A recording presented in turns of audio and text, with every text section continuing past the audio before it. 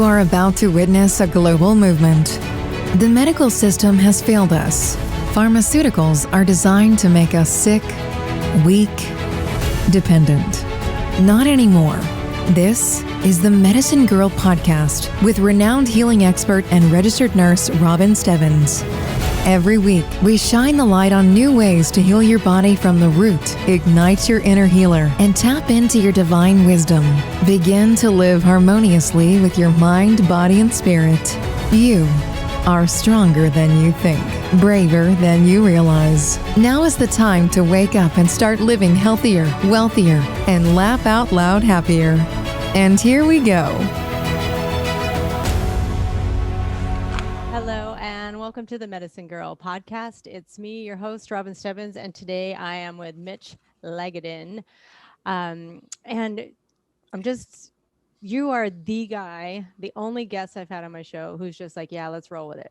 Everyone wants a rough draft or an outline or some kind of set structure, idea, at least an idea of where we're going. I'm just like, I like what you have to say. You're awake. Yeah. And so tell the audience, I got a lot of doctors and nurses and home health patients that are listening that are on that cusp of awakening. So if you can introduce yourself and then we'll just kind of go into what it means to awaken for you.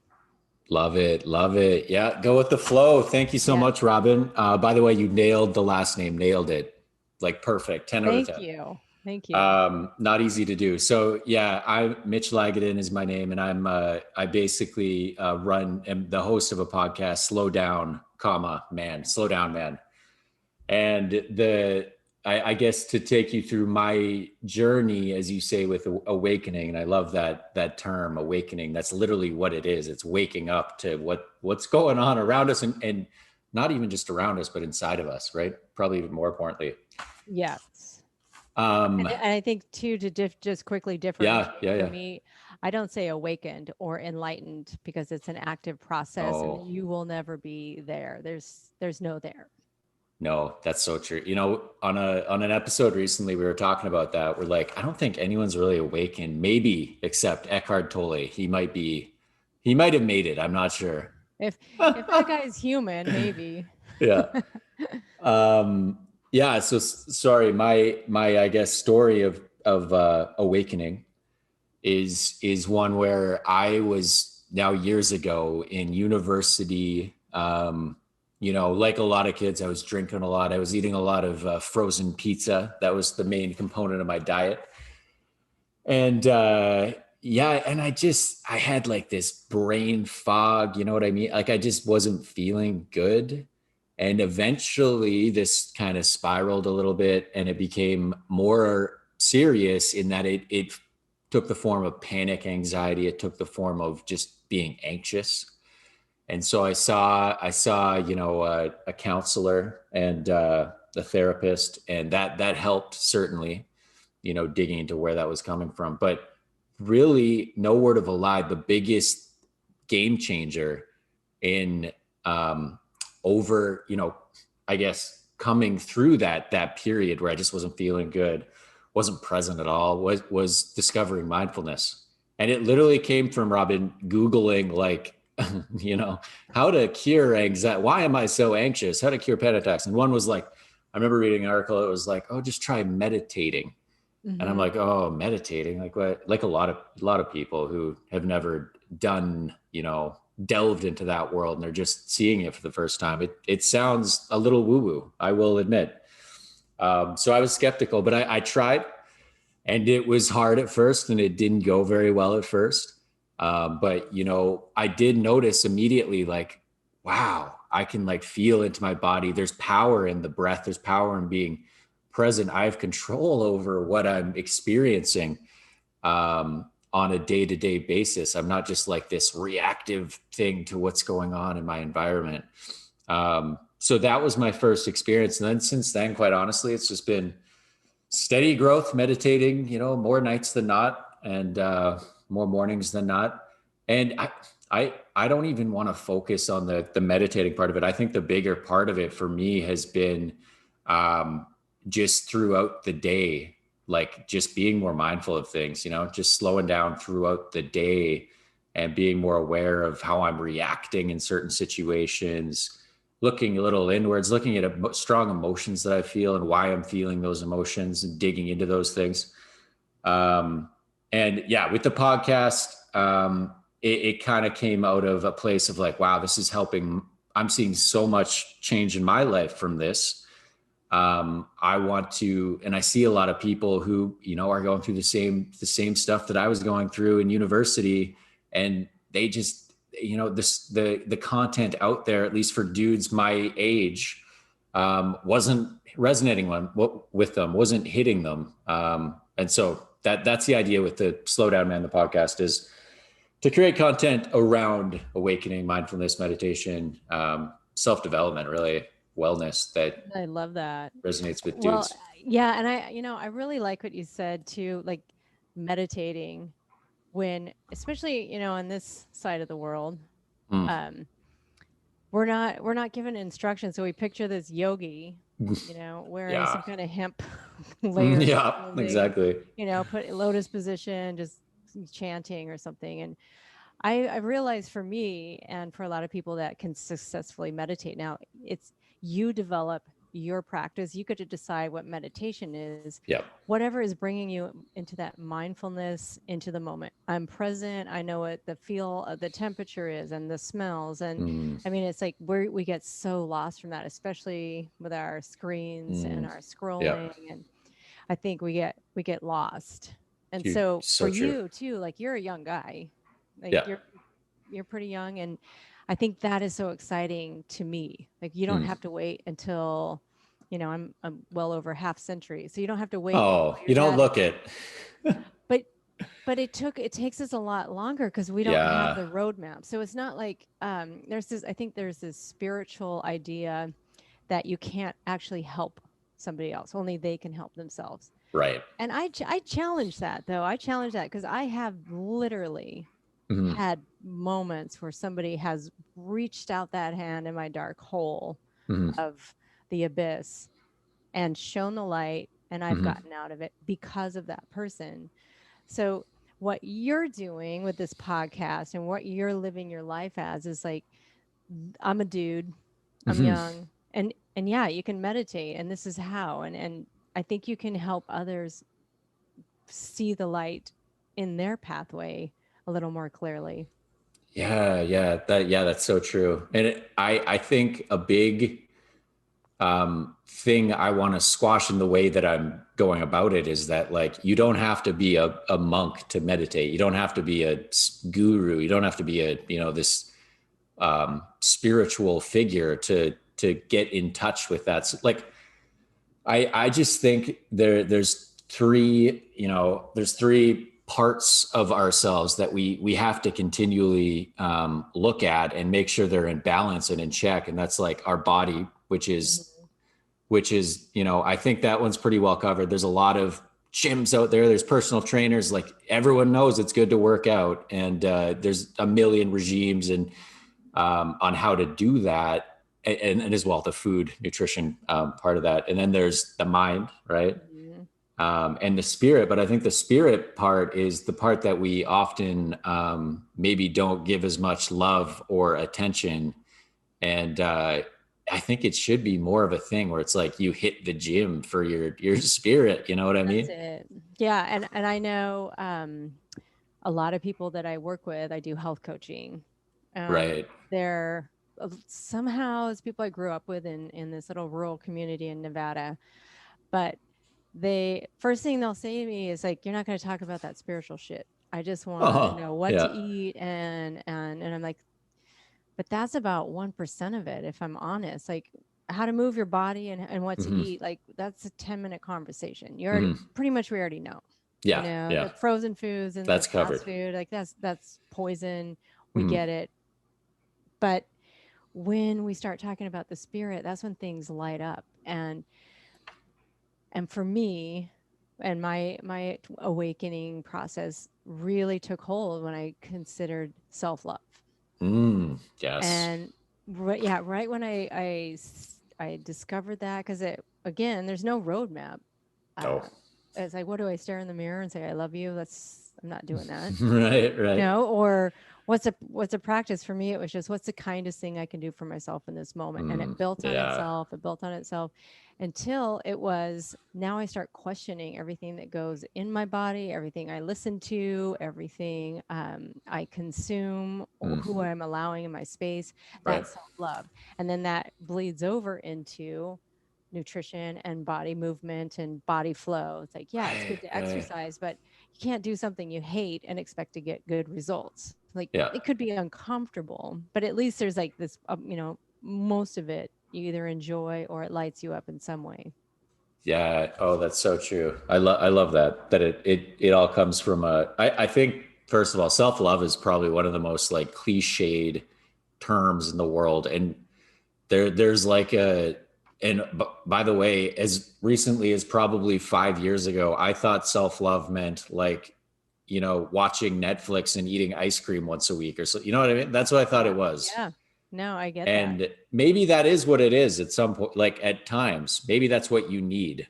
Right. Yeah. But there's no one else telling you, Mitch, what your self-love is. No. And there's no, and there's not, it's like, it's untangling all of those years of programming. Is this my parents' voice? Is my teacher's voice? Right. Is it like, when is this my voice? And what is my expression of self-love in this moment? That yeah, I love it. It's almost like you're acting with intention. You're not just doing things, you're acting with intention. And although all of that intention is wrapped up in like, what just fills me up? What makes me feel good, Yes, like Joseph Campbell, follow your bliss. And it's not like follow your hedonistic pleasure or, follow this manic idea of just nonstop happiness. Follow your bliss is like, what can you not do? What's that thing that you can you not live without? Yeah. Yeah. And that's conscious. That's an awareness of, putting all these other things into play, like awakening to the truth of who you are and kind of your authenticity. Who am I without all this facade, this energy being? Who am I? Mm-hmm. And then you get to kind of answer from that truth to find that joy, that bliss. Right. Yeah. It's not getting, I can't remember who said this or where I heard this, but it's not trying to become anything or anyone. It's not striving towards becoming anything or anyone, but it's just getting all that gunk out of the way. Right. All the gunk that's like, I should be doing this. I should be looking like this. I should be, I should be doing this job. I should be making this much money. It's just getting all that gunk out of the way and being really like, what do I want? Which, this just came up while you were saying that, a case of the shoulds, like you're going to should all over everything, clean up on aisle 5 kind of thing. Huh.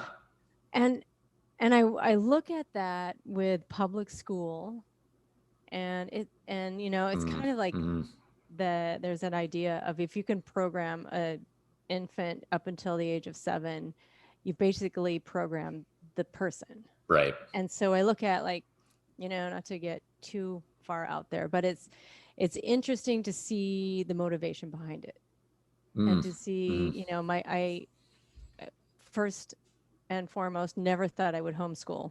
Right. Ever. I thought I would have to like wear a bonnet and make my own clothes out of curtains and I pulled my son out of school because I was, since the shutdown, was just more cognizant of what they're teaching and how they're teaching and its programming. Yeah. So I pulled him out of school and, it was kind of like Morgan Freeman in Shawshank Redemption that learned helplessness, that, hey, can I go to the bathroom, boss? Yeah. Right. Like, what would you like to do today? What are you interested in? What subjects do you want to pursue? It was very hard for him to even acknowledge that. Right. So, so true. Yeah. And I don't even know if that's a question, but what do you see as kind of the motivation behind that, and B, sort of the side event, like, how do we, if once we're awakening to that's not what I want as the programming, how do you, what do you see as we're going on that future path? Oh, whoa, good question. And I'm not sure I have an answer, but what is the motive? So you're asking, what is the motivation behind What do you why, think is the why? motivation behind it? Because I always ask my patients that. I'm like, Yeah. when I go in and I'm saying, hey, you got to cut out the sugar. Yeah. You gotta cut out those simple carbs and eat more like whole based plant foods. I'm like, consider my motivation. I'm not getting a kickback every time you go to the grocery store and buy broccoli and Brussels sprouts. Right. Right. But the physicians and the medical system is making an unconscionable amount of money. Cancer is a business. Let's not make any Yeah. mistakes about it. Yeah. And the pharmaceutical industry it's a business, and they're Yeah. using petroleum-based medications to fix some symptoms, but you get a whole host of other issues. So Yeah. that's kind of like where I want to focus that idea of motivation, because it Gotcha. helps me understand what this actually is. Right. Oh, yeah. Really, really good question. Yeah, I don't know what the motivation is. I don't think there probably is one. I'm not aware of it, but I think it might just be a product of trying to fit like people are so different, right? No two people are even close to being the same. Like we're so similar, yet so different. Yes. And I think putting kids into schools where everyone takes the exact same classes and everyone everyone has to sit there 9 to whatever time, 3:00.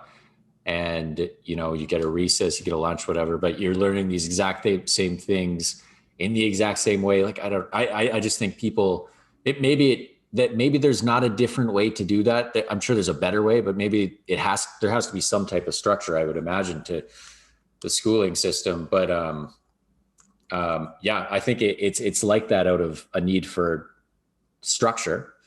But yeah, people learn different. Like I know when I was in school, I struggled. Like I was never the smartest kid in the class. I was the kid who had to go home and like grind it out to get a B-. Right. And yeah, it was tough. But there was I have friends who straight A's, they like never studied, because they were just, that worked for them. That I don't know if I know the answer, but that I think our creative side comes out when we're conscious, when we're in touch with ourselves, right? Like if you're sitting in a math class and you're thinking numbers, you're probably not going to also be simultaneously having creative thoughts about, whatever.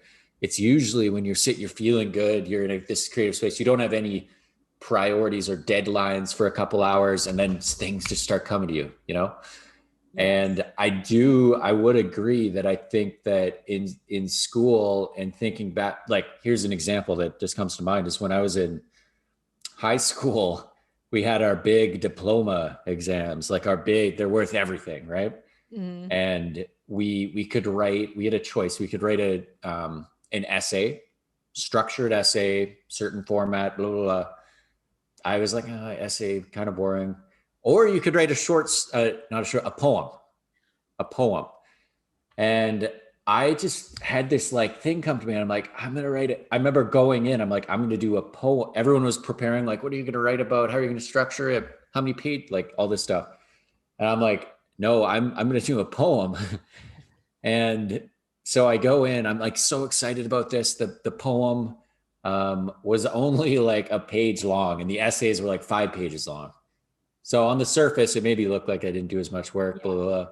But there was a lot of creative drive that went, like I was excited about it. Yes. And long story short, I got like a 55% or something, had to redo it, wrote an essay, got a 75 and moved along. But it didn't feel good. That's what I'm talking about. Like it's illegal to abuse children for the most part, but it is not illegal to kill their spirits.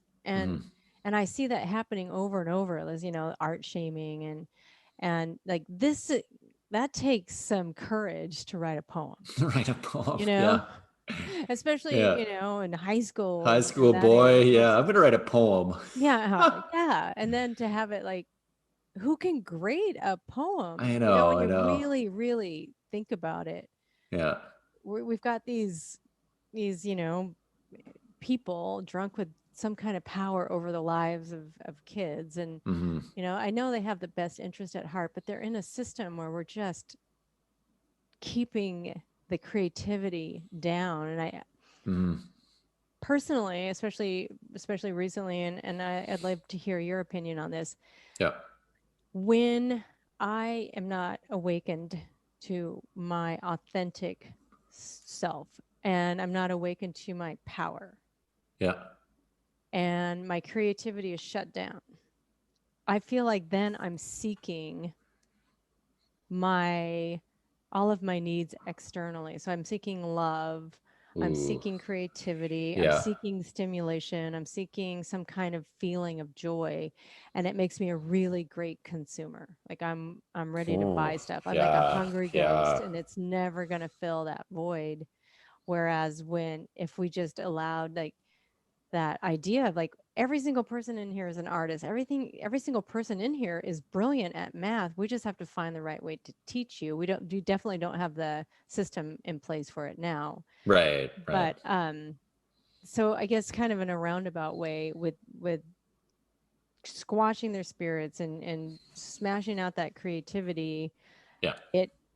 it's great for the idea of capitalism Mm. and the economy, but Mm-hmm. not so great for these little spirits. So yeah, I think I have a belief. I don't know if it's right or wrong, but this is what I found is that through structure comes flexibility, and now it can't be over structured, or else Mhm. because rigid and there is no flexibility. But I I think of it as in having like just this sturdy base of structure so you can get the things that you want done in terms of moving towards the things you want in your life, but also giving yourself the flexibility to have that creative express. Like, so here's an example That's what I was going to ask you. Yeah, give me here's an an example. example. So I will literally plan out times in my day where it's just like, come up with podcast ideas or come up with like where it's creative time where they're longer periods. I don't try and cram it into 30 minutes. It's like, here's 2.5 hours and, brainstorm, just like think. No agenda, just like, dig into what you want to do. Just look inwards and reflect and then move forwards. But also with that, I'll structure out, meetings, literally like lunch podcast, actually recording podcasts so that time can happen. Does that make sense? Okay, that I like that. I like that. Yeah. So it's just mostly like getting some bones around it, getting the skeleton set up. But then Yeah. the rest can be more free form. It's like what I do in that structured 2.5 hours instead of just, mindlessly scrolling on my phone or Right. wasting Right. that time. It's like, here's my creative 2.5 hours to brainstorm podcasts. So Right. then you can just be extremely creative within that 2.5 hours.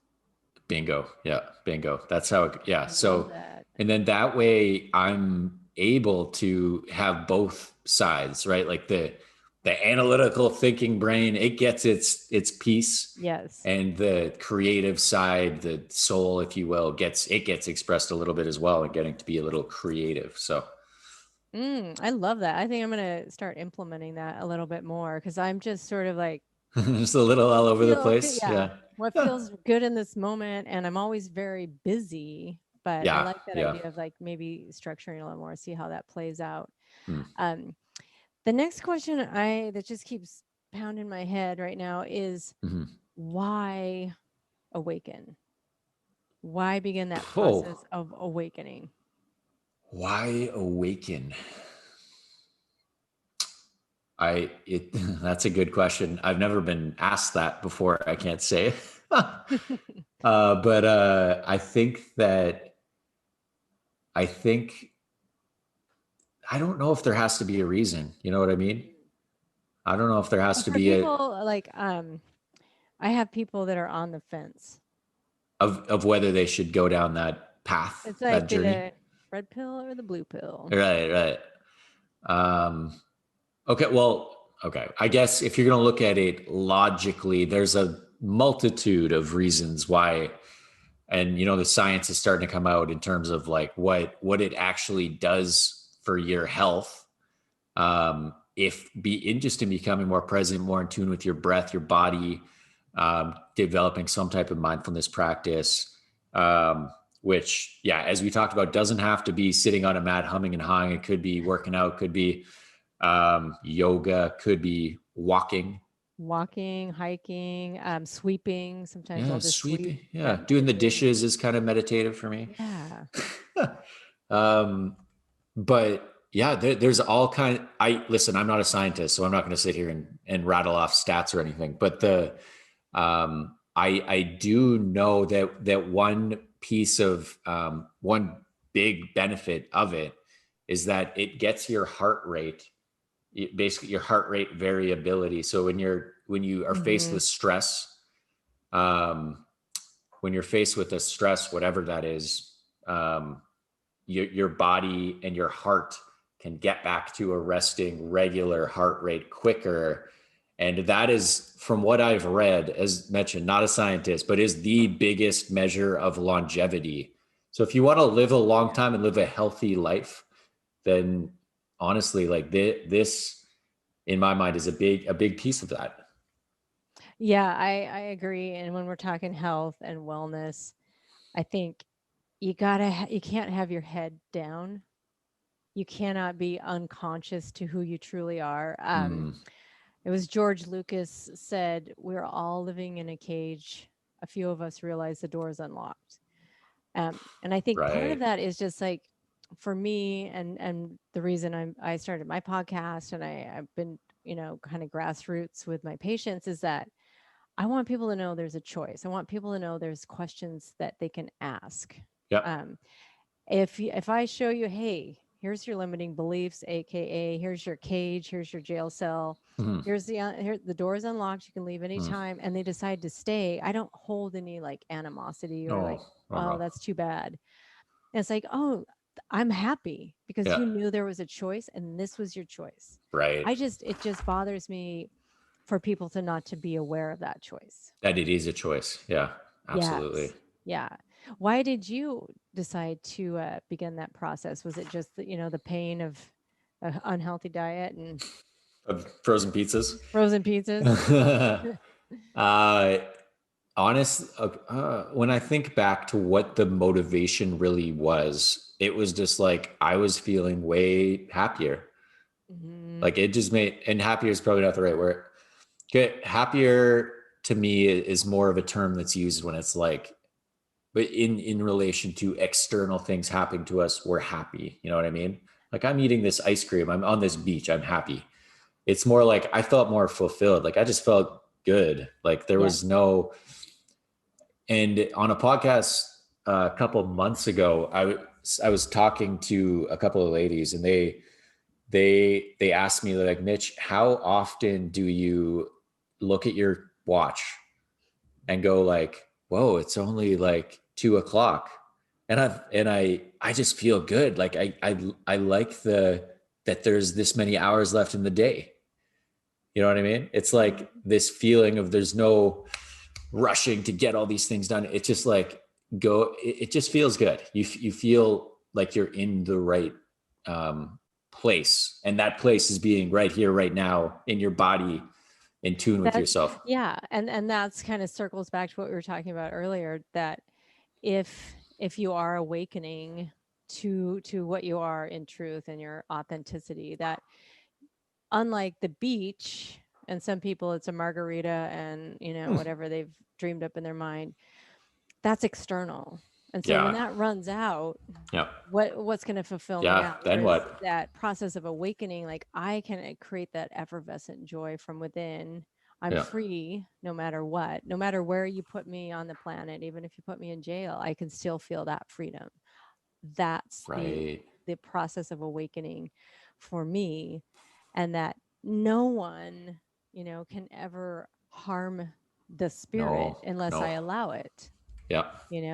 That would be my choice if I believed that kind of external. So then it all Yeah. comes back to like, I'm creating this experience. What do I want to create? Right. Yeah. It's like that idea that you can control your inner experience. It's not reliant on if you have a margarita in your hand. Exactly. Or if you're at a beach in Tahiti, or if Yeah. Yeah. this type of whatever people go The to, weather's resorts. nice, whatever it is, Yeah, right? Yeah. it can be on a sleeping bag in the middle of nowhere. You're Yeah. creating this joy. That You're on surfing on that precipice of creation. And that's a big thing too that I've noticed as a benefit just objectively is that like before, if I'm sitting in traffic or waiting in a line, or I'm maybe I'm just in a situation where it's just like, this sucks, like flight canceled, waiting at the airport, blah blah blah. It's like before I would have been super fired up, reactive about this, the whole situation and how it's, I don't want to be here right now. Who's to blame? Now it's more like obviously I'm mad. I'm still mad. I'm still not feeling great about it. Human, yeah, I'm still a human being, but I'm able to not go straight to reaction to whatever that bad thing is happening. And I think that's it. Like, when we're talking about benefits, your heart rate variability is not so chaotic. It's showing longevity, but also you're not so reactive to the external. It's yes, like, yeah, okay, let's find become curious. I think that's for me. Or I think a big one is like when we do slip up. Like when some guy at the beach the other day was yelling at me because I had my dog who's a pit bull, and he was upset about that, and he was upset that I wasn't wearing a mask, and I got triggered. Okay, so I got invested in it. yeah. Old me would have like condemned myself to hell for the next few days and like, where have I gone wrong? I'm back to square Right. zero. This was just like, oh, that's interesting. Like, he really triggered me. I got curious. I didn't Yes. attack myself. I'm like, why did that upset me so much? Right. And where do I need to go inward and start exploring, Yeah. as opposed to being so reactive? Like, being asleep is being at the mercy of the external. Yeah. You know, Yeah. Autopilot. Right.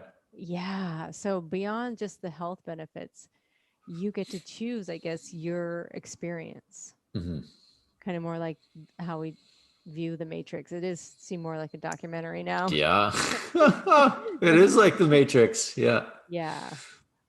So what kind of experience are you choosing? Like what lights you up? And then I really want to, before we end things, I really want to get this whole take on the podcast Slow Down Man, and Yes. how did that come about? Of course. Like, I'm fascinated with that. Yeah. Oh, sorry. What was your first question? You're gonna ask me. like I can remember that far back. No, what we were talking about awakening, and I asked you. Slipped my mind, Robin. Must have been a bad question. No, it was a good question. But then you got me thinking about Slow Down Man, and anyways, my mind went down a different track. Why awaken? Then we were asking, like, you're not just reactive to your external environment, and then we went to heart rate variability was in there somewhere. I wonder. We Just trying to talked catch my train. I wish we could just push rewind on Zoom. I know. Be like, okay, what is that? Yeah, technology's got to get there soon. I know. Come on, Zoom. If you're listening to this. They are. Oh, they are. Yeah, no doubt. And they so are. our phones and our televisions and everything else. All right. Well, let me think of a new question, since that one is. I'll let you know if I remember it. Yeah. Well, let's just get to the Slow Down Man then, because and I was telling you before we started the podcast, like, I had a patient who's homeless, and as a RN now, we're seeing a lot more homeless people. And he was living in a horse trailer, and I was like, I got to get this done. And I'm talking to him, and he's like, can you help me stand up? So I grab his hand, and he's like, hey, slow down, man. And I love it. Yeah. Perfect. Today, I by the even way. told him, I'm like, you're right. You're absolutely right. That's the most brilliant thing I've heard all day. And just so happens I'm going to be interviewing Mitch, who has this podcast called Slow Down, Man. And he was just blown away by it too. So how did that come Well, you know about? what? I pay him to go around and tell people that. Promote. He's my promoter. No. By the way, I remembered what your other question was. Maybe I'll bring it back after we talk about Slow Down, Man, so that we don't get sidetracked again. But yeah, so the podcast basically came about out of boredom at the beginning of COVID, and but that in short form is where it came from. But in long form, it is a podcast that is meant to make content that resonates with the modern dude, young dude, particularly ages 24, 32, around concepts of mindfulness, things that we're talking about here, awakening, self-love, just overall wellness. We talk about foods. We talk about literally everything holistically, how to be a healthier man, and try to relate it and make it resonate with men. So it's a pretty casual, formatted kind of talk, which I think I know I resonate with podcasts that are not trying to, stuff information down my throat. It feels like the idea of it is, it feels like you're sitting in the room just chatting with with Mitch and his guests about mindfulness. Yeah. So, and you learn a few things. So that's the motivation behind it. Farther back is like, I in university had panic attacks, as we were talking about before the show, had anxiety. And that's when I started the awakening journey.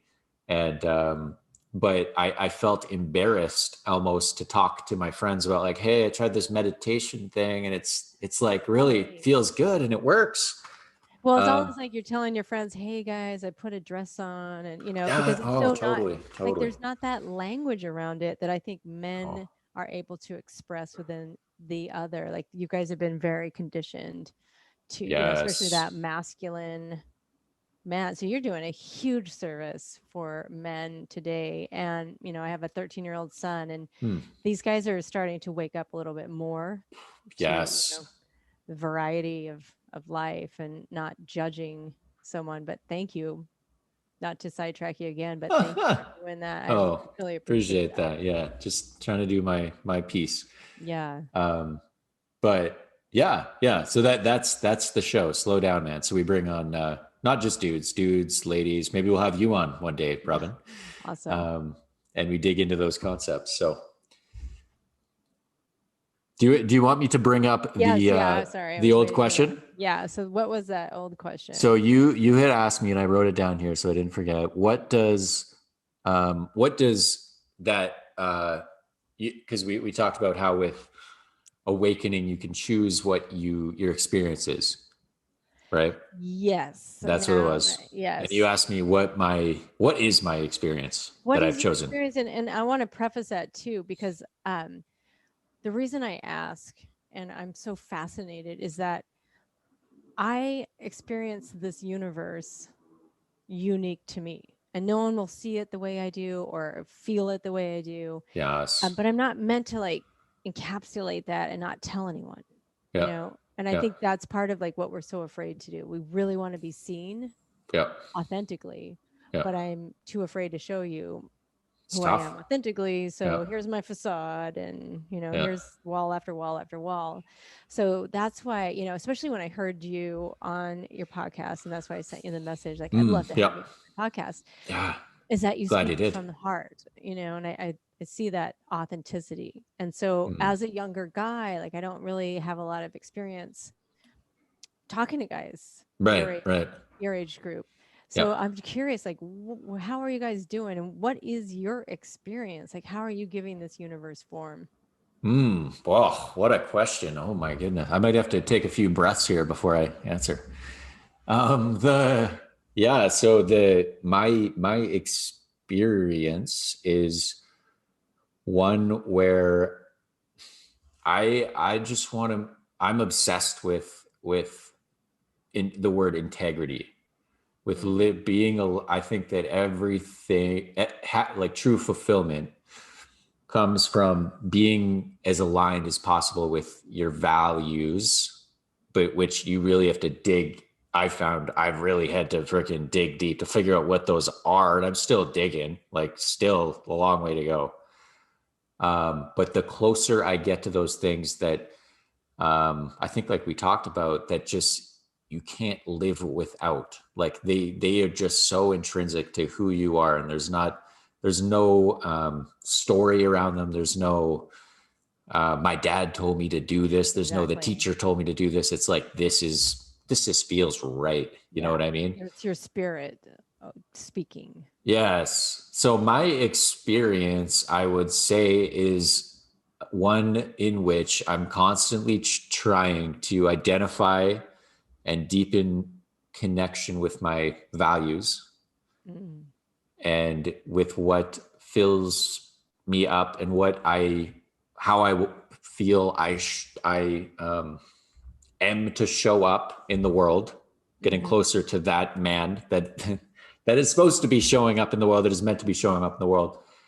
And every day trying to live as close to that as I can, which takes a lot. That's where meditation, mindfulness comes in handy, right? That self-awareness, as close to that as I can. But like it's ever changing too, because I start discovering parts of myself and, think I've got this little segment, this faucet figured out. And then something else will come in, like the beach incident. Like, wow, I never saw that coming. Oh, like, yeah, big that's time. Interesting. That completely changes the whole field.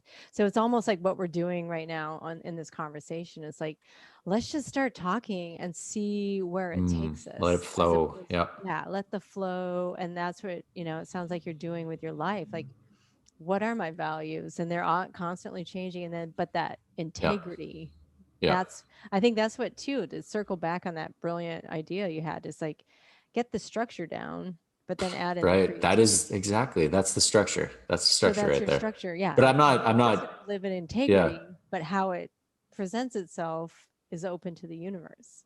Boom. Yeah. And by the way, like we talked about with the structure thing, it's like structure, but not too rigid in that structure. So it's like, I'm fully committed to the values I have for myself right now and what I define as integrity. But in that, I'm not attached to those, right? Those could all change tomorrow, right? That's the non-attachment piece. Exactly. Yeah. That really truly does come with awakening. And that's the trickiest, I think, especially when it comes to relationships. Right. Yeah. It's a whole other can of worms. If we had another hour, maybe we could talk about that. Yeah, that's for sure. So in your idea of slow down, man, and that concept, what do you do to stay present in the moment? Like, take us through kind of a typical day of what is my practice? Yeah. What's your practice? Or let's say you do get in an incident. You get triggered. Yes. Something happens where you forget. You kind of go back to the old idea of what the world is. Right. Which happens. And that's, I'm so glad you said that, because when it happens, that's not the time to be cruel or to go into, oh my God, here I go again. So yes. What is your practice? It's a great question. So first of all, I think there's a lot of proactive things that I do in terms of, that's the nightly meditate. So every night I do like a 25 minute meditation, different types of meditations, breathing exercises, as well. When I wake, so I just do a lot of intentional things throughout my day proactively, so that when I'm in those situations on the beach with the dog, that I don't, maybe react as quick as I was 2 months ago. so like I have cold showers every day. Like the first I wake up and I work out in the morning most days. And then I don't touch my phone until I get into the office, a couple hours later. So I'm not instantly in reaction mode to notifications and whatnot. And those have all helped big time. But in terms of in the moment of reaction, what my practice is literally just, first of all, breathing, like from the belly. And I don't have a certain like timing or anything. I just do what feels good for that moment. And then getting in touch with the body. And usually in those moments, there's like places where I'm holding just all kinds of pent up tension, and just kind of relaxing, releasing, and then responding to whatever's going on as best as I can. I love that. And I think really important to address the proactive piece. Ooh, like yeah. this is my non-negotiable. This is my practice. I have a 2-hour practice in the morning, and that definitely 2 hours. Oh boy. Nice. Yeah. Yeah. And it became that. I would never have thought in a million years, Mitch, if you would have said, hey, Robin, you're going to have a 2-hour practice. Wow. Good for you. Like, yeah. Hell no, I'm not, coffee and whatever else. Yeah. But now it's just, it feels so good and it lights me up, and it's like that's my spirit craving that. And I think that piece, it's like taking your prebiotics and your probiotics. You can't actually digest your food if you're not in that healthy alignment. So that's the basics. You're not going to be able to like go like zen out in those situations of traffic or if somebody's coming after you. You got to have your baseline practice, building that spiritual muscle, right? So getting the reps in. Yes, that's all it is. It's just like bicep curls. Yes. Well, I want to say thank you so much from the bottom of my heart for sharing this time with me. I want to thank you on behalf of all women for being open enough to like explore that piece of awakening with your brothers, your fellow brothers. And because it's a conversation that needs to be had, and it doesn't mean you're not masculine. It means, you're balancing your masculine, your feminine, and you're more aware of like who you are as a man. So what could be more, masculine than that, really, or the old structures of what masculinity is. So absolutely. Thank you so much. And last thing, what can you tell people that, especially guys, that are just on that journey of awakening, and it's uncomfortable and they don't know where to start? Like, what would you where to start? Great question. I would say, first of all, go follow slowdown.man on Instagram. I do. And there's a website coming soon, but it's not up as of yet. But I plan to put a bunch of resources for exactly that, men trying to just wet their toes in that world.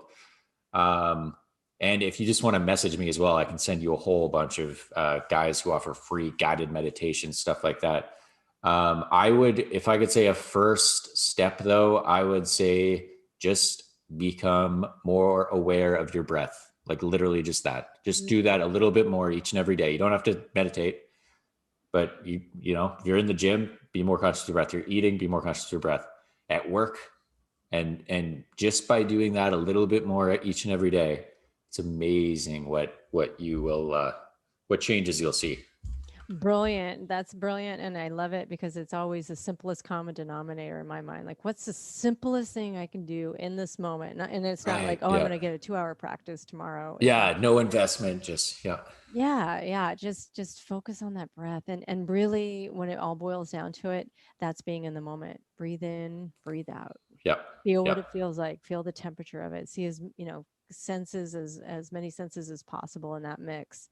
So where can people, besides slow down, is it slowdown.man? And I'll have slowdown.man. You got it. The links to you in the show notes too, so they can just watch on them. But where else can people find you? That's